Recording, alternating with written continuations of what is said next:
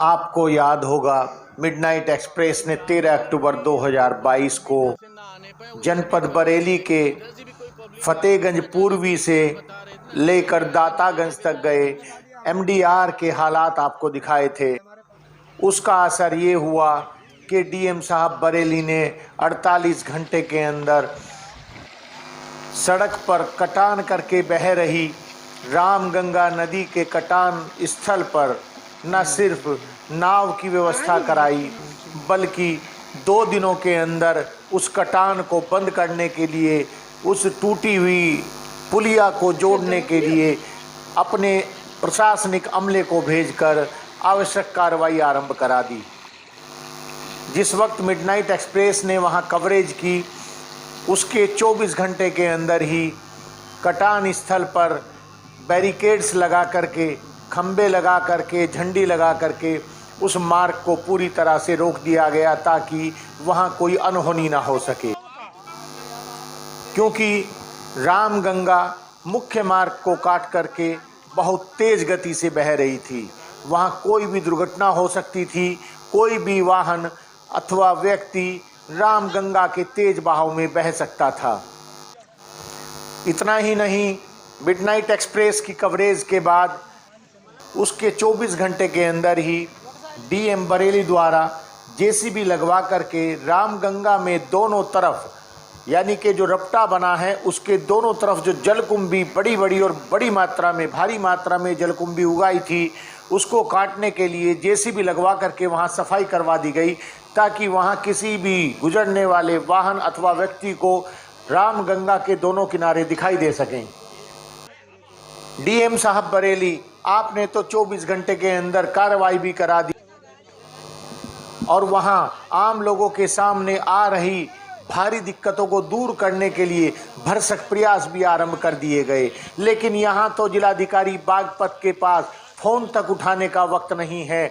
2 बरस से बच्चे प्राइमरी स्कूल में बिजली और पानी के बिना तरस रहे हैं, लेकिन जिलाधिकारी बागपत हैं कि उन्हें टेलीफोन उठाने की भी फुर्सत नहीं है। डीएम साहब, जब हमने आपको 13 अक्टूबर 2022 को रात्रि में फ़ोन किया तो आपने फ़ोन के 1 घंटे बाद ही मौके पर अपनी एसडीएम पारुल तरार को भेजा, तहसीलदार शेर बहादुर सिंह को भेजा। मौके पर तमाम अधिकारी आए, पुलिस के अधिकारी भी मौजूद रहे, सीओ मौजूद थे, थाना अध्यक्ष मौजूद थे, लेकिन आपकी एसडीएम हमें झूठा ठहराने का प्रयास कर रही थी। आपकी एसडीएम बार बार कह रही थी कि आप गलत बोल रहे हैं।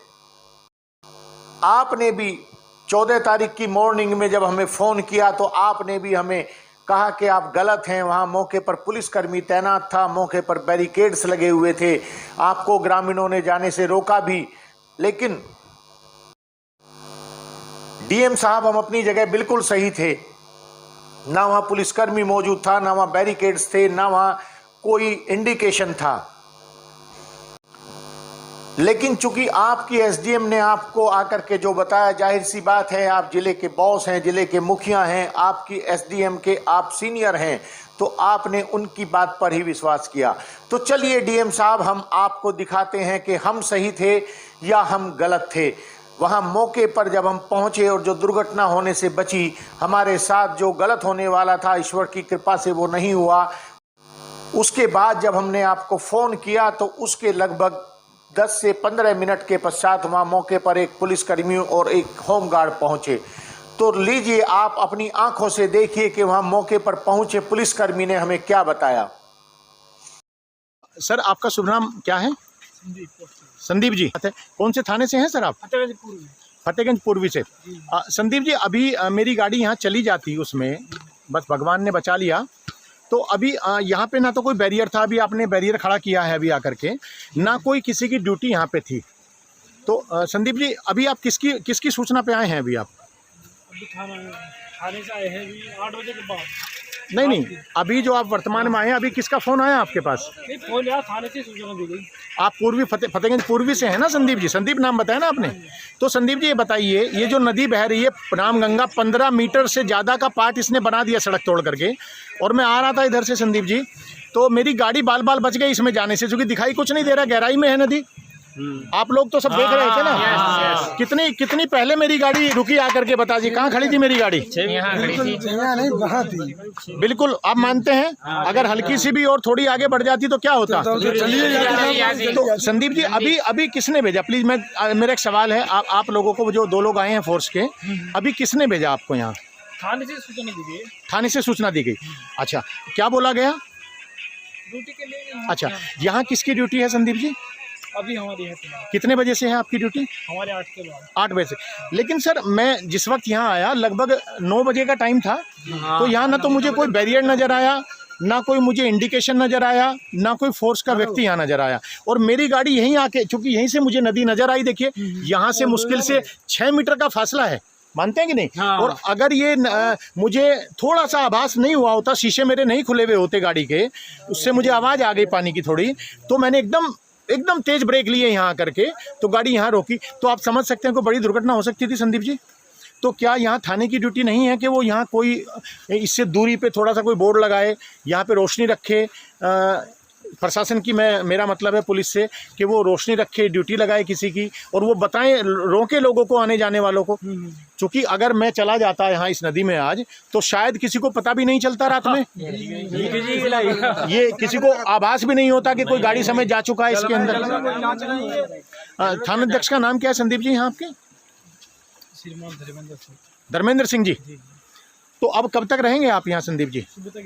सुबह तक रहेंगे। कोई आप यहाँ बोर्ड वगैरह लगाएंगे सुबह को, या अब, या सुबह को जो जिस पे लिखा हो कि आगे खतरा है या आगे ना जाइए? ऐसे बोर्ड तो नहीं, बैरियर है। हाँ। लेकिन ये तो आपका बैरियर जो है, इसमें तो स्टैंड भी नहीं है, देखिए ये व्यवस्था टूट गया नहीं, ये तो मॉर्निंग में तोड़ा होगा।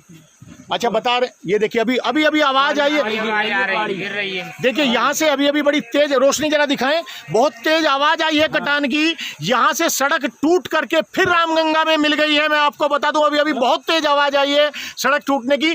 तो यहाँ बहुत खतरा है, बेहद खतरा है यहाँ इस वक्त। यहाँ पुलिस पिकेट आ गई है, पुलिस फोर्स। जब हमने डीएम बरेली से बात की, शशांक द्विवेदी नाम बताया उन्होंने, उसके लगभग 10 मिनट के अंदर यहाँ पुलिस फोर्स आ गई ड्यूटी के लिए। और अभी जब हम बात कर रहे थे उनसे, यहाँ फिर से मैं दिखा दूं, सारे ग्रामीण मौजूद हैं यहाँ, सारे लोग यहाँ मौजूद हैं अभी भी। और बहुत तेज आवाज अभी आई, सड़क टूट करके रामगंगा में बहने की आवाज आई, सड़क टूटने की।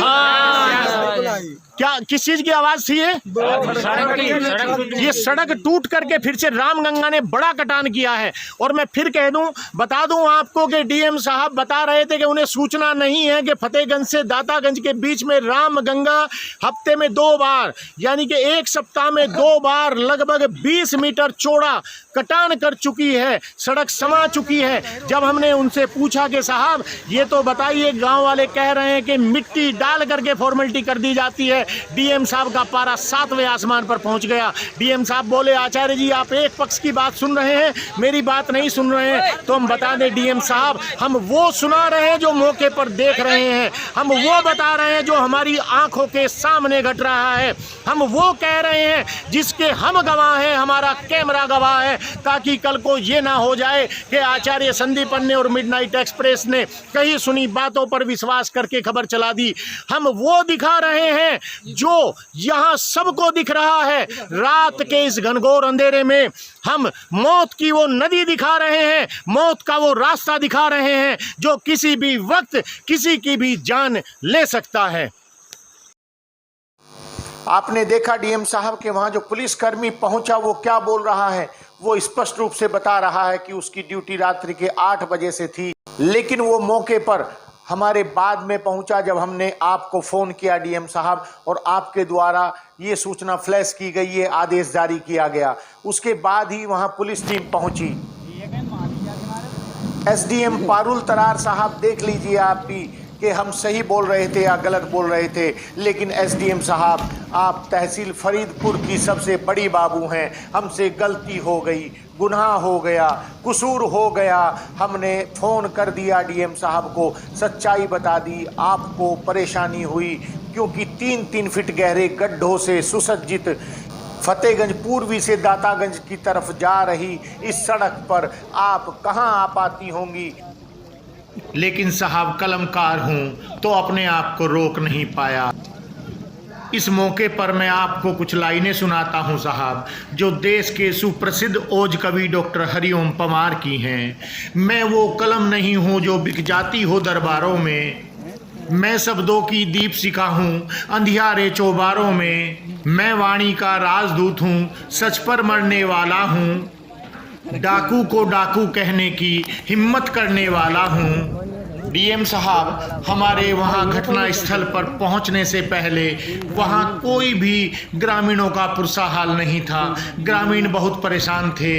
हमने आपको फ़ोन किया, आपने हमारे फ़ोन को गंभीरता से लिया, आपने ग्रामीणों की परेशानी को गहराई से समझा और वहाँ उनकी परेशानी को दूर करने के लिए कार्रवाई आरंभ करा दी।